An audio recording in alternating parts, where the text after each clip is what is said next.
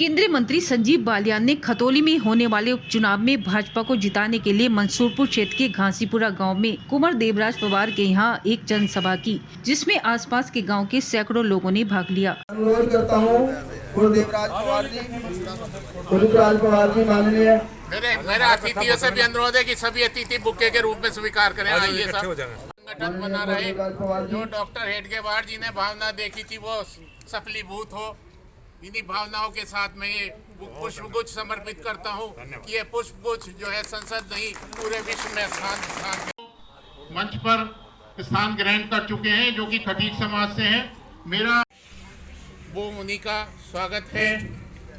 मेरा हमारे देश है भारत, जिसमें कोरोना की वैक्सीन भी बिल्कुल मुफ्त में थी, किसी और देश ने नहीं थी। बहुत बड़ा इस पहचान से जिस तरह मुजफ्फरनगर को निकाल के रहे, सभी को गौरव मान करें।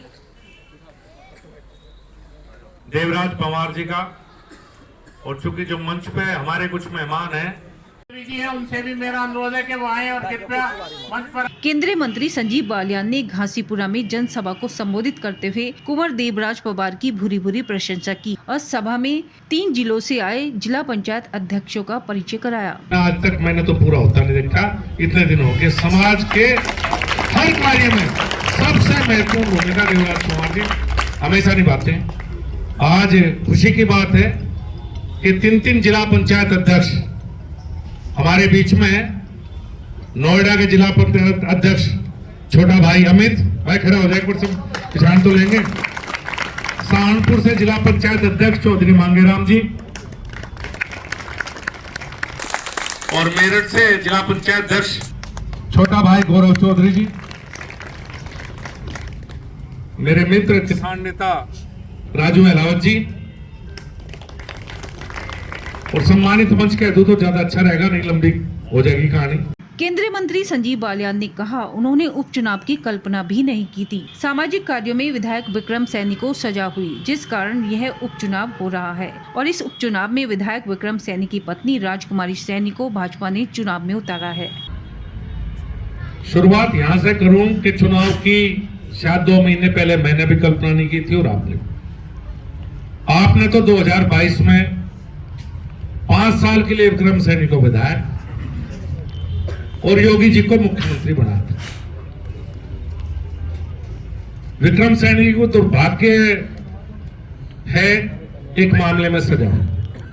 सबसे पहले मैं कहूंगा कि उनका कोई व्यक्तिगत झगड़ा नहीं था, कोई आपराधिक रिकॉर्ड नहीं है। उस समय भारतीय जनता पार्टी से जुड़े सभी व्यक्तियों को ऊपर मुकदमे लगाए गए। विक्रम जी भी उनमें से एक थे।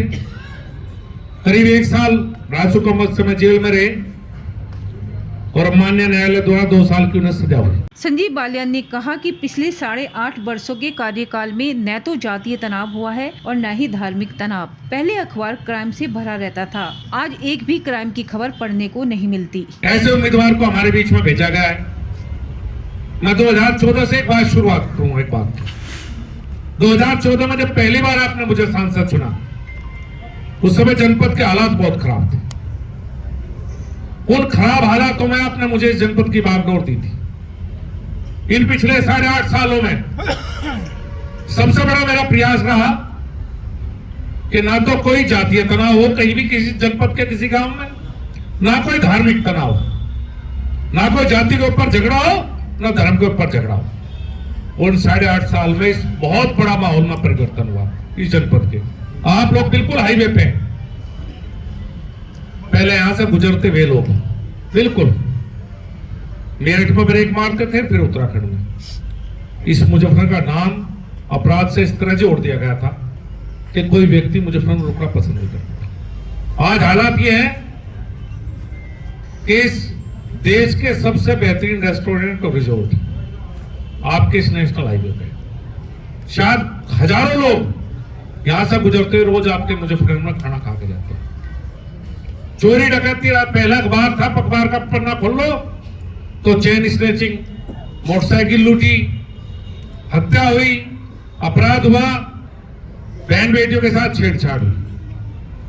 अब मुझे नहीं लगता कि अखबार के किसी पन्ने पे ऐसी खबर आपको पढ़ने को मिलती होगी जनपद मुजफ्फरनगर। केंद्रीय मंत्री संजीव बालियान ने गठबंधन के उम्मीदवार पर सवाल खड़ा करते हुए कहा, गठबंधन ऐसा उम्मीदवार लेकर आया है जिसके ऊपर 50 मुकदमे हैं। क्या ऐसा उम्मीदवार जन सेवा कर सकता है? एक सोच थी जिले की, जो दूसरा देश, पूरा देश और दूसरे जनपद हमारे बारे में सोचते थे, उसमें बहुत बड़ा बदलाव इन पिछले 8 साढ़े 8 सालों में आया। और योगी जी के बनने के बाद तो 2017 से आप लोग अच्छी तरह जानते हैं कि 5.5 साल में कैसा बदलाव जनपद मुजफ्फरनगर उत्तर प्रदेश में। और इस बदलते हुए माहौल में यह गठबंधन जो है समाजवादी पार्टी और लोकदल, ये ऐसे उम्मीदवार को आपके बीच में लेकर आया है। पहली बात तो उस उम्मीदवार का जनपद मुजफ्फरनगर से कभी कोई नाता नहीं रहा। दूसरी, इसकी क्वालिफिकेशन सबसे बड़ी क्या है कि 50 मुकदमे हैं उसके ऊपर, 50 मुकदमे। आप कल्पना कीजिए, क्या 50 मुकदमे वाला व्यक्ति जनसेवा के लिए राजनीति में आ सकता है क्या? वो आपके किसी काम की सोच रख सकता है क्या? इनका राजनीति में आने का मकसद मात्र एक है कि पुलिस से नहीं बचते रहे, इन पर मुकदमे ना हो, राजनीति में आने के बाद इन्हें पुलिस से संरक्षण मिला है। इसके अलावा कोई सोच इनकी राजनीति में आने। केंद्रीय मंत्री ने इस चुनाव को 2024 में होने वाले लोकसभा चुनाव का सेमीफाइनल बताया। योगी जी मुख्यमंत्री थे, हैं, रहेंगे, लेकिन इस चुनाव से एक बहुत बड़ा अंतर आ सकता है। 2024 में लोकसभा का चुनाव है, ये एक तरह से सेमीफाइनल कह सकते हो चुनाव का। ये एक मोहर होगी कि इस सरकार के कामकाज को आप पसंद करते हैं नहीं पसंद करते। जो मोदी जी देश में काम कर रहे हैं और जो योगी जी प्रदेश में काम कर रहे हैं, अगर वो अच्छा काम कर रहे हैं तो खतौली उपचुनाव उनके कामों पे मोहर लगाने का एक मौका है आप सबके लिए। और कहीं कोई गलती रहेगी तो उंगली राजकुमारी सैनी के लिए नहीं उठेंगी, ये उंगली संजीव बालियान के लिए उठेंगी, ये योगी जी के तरफ उंगली उठेंगी कि शायद हमारे काम में कोई कमी रही हो। कोरोना गया, मोदी जी ने 8.5 साल में 2 तरीके से काम किया। पहला था विकास। इस मुजफ्फरनगर जनपद में जहां बैठे हो मात्र एक नेशनल हाईवे था, सिर्फ ये नेशनल हाईवे। आपके जनपद 2 नए नेशनल हाईवे बने, पानीपत खटीमा मार्ग बना, मेरठ करनाल रोड बनी। आपके यहीं से रेलवे लाइन होकर गुजरती है। 1920 में रेल लाइन बिछाई थी अंग्रेजों ने।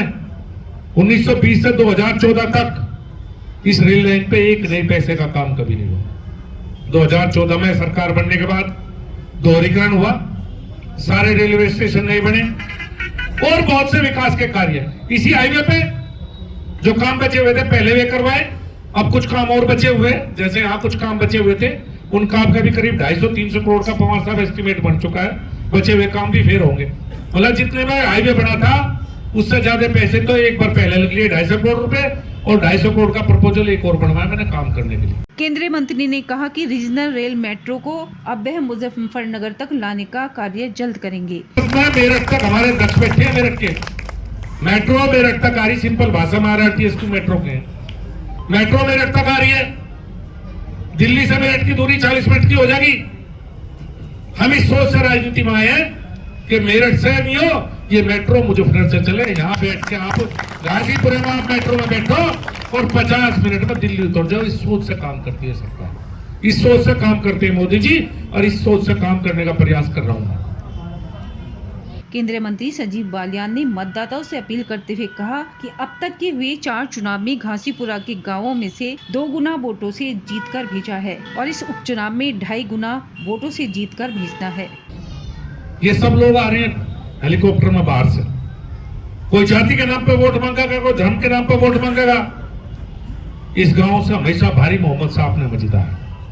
मैं तो आज हिसाब लगा रहा था, पिछले चुनाव की बात है भाई साहब, ये बराबर में मंसूरपुर है, मुझे 600 वोट मिली थी, मेरे विपक्ष के उम्मीदवारों को 3100 मिली थी। ये तो आपने दुगनी वोट देके यहां से झटका मारा, जो थोड़ा थोड़ा कुछ नजदीक सी पहुंचा बराबर से। आपने हमेशा 2004 चुनाव लिए एक तरफा सितारे, और इस बार तो बसपा का उम्मीदवार भी हमारे बीच में नहीं। कुछ ऐसी वोट है, कोई एक समाज है जो हमारा समाज है, वो या तो भाजपा को वोट देता है, बसपा को वोट देता है। मेरा सबसे निवेदन है कि एक तो हमें उनकी वोट की मांगनी है, सर्व समाज को संगठित करना है, और मैं हमेशा एक बात कहता हूँ, राजनीति में जब भी जाति और धर्म पर वोट पड़ेंगे, जब ही नकारा नेता पैदा होंगे। अगर आप काम के आधार पर वोट देना शुरू कर दोगे तो ये जो नकारा नेता बाहर से आते हैं इनकी छुट्टी हो जाएगी। हम कई बार सोचे भाई दे दी वोट, हमारे समाज का है उसका है, इस हिसाब से भाई हमारे तो दोनों नेता ऐसे, ना तो उनकी जाति बिरादरी पता किसी को, ना मोदी जी की पता, और भाई योगी जी तो संत है, उनकी तो संत की तो कोई जाति होती है। और मेरी माताएं बहनें बहुत बड़ी संख्या में बैठी हैं। इस 2022 की सरकार बनाने का सबसे बड़ा श्रेय इनको जाता है। 10% ज्यादा वोट महिलाओं ने भारतीय जनता पार्टी की सरकार बनाने में दी, और इसका सबसे बड़ा कारण यह रहा कि भारतीय जनता पार्टी की सरकार में सुरक्षा मिली है, अपराध समाप्त हुए हैं और मुजफ्फरनगर एक नई दिशा की तरफ बढ़ा है। कार्यक्रम का संचालन कुंवर देवराज पवार ने किया। नगर टहल रहा था और उसमें एक चिराग जला और उस चिराग ने सूर्य बनकर रोशनी दी, और वो चिराग है हमारे संजीव बालियान जी, जिन्होंने अपनी गाड़ी में 18-20 घंटे तक 4 घंटे की नींद लेकर वो लगे रहे, जिन्होंने अपने यहाँ कंप्यूटर भी रखा उस गाड़ी में और व्यवस्था भी रखी, और लोगों के हक में एफिडेविट लगाने का वो कार्य करते रहे। इस नौजवान की आवाज दूर तक पहुंची। राष्ट्रीय स्वयंसेवक संघ और भारतीय जनता पार्टी ने यह निर्णय किया कि ऐसे व्यक्तित्व को जो है संसद में पहुंचाया जाए, और उन्होंने एक गौरवमय स्थान बनाया। वो संसद में पहुंचे, उसके पीछे संघ और बीजेपी के नेतृत्व की दूर की सोच थी। और आप ये देखिए कि शायद ही कोई ऐसा उदाहरण हो कि पहले बार में ही संसद में पहुंचा हो और पहले बार में ही मंत्री बन जाए। मंत्री बनना कोई खास बात नहीं होती, लेकिन उन्होंने दिलों को छुआ, उन्होंने आत्माओं को छुआ।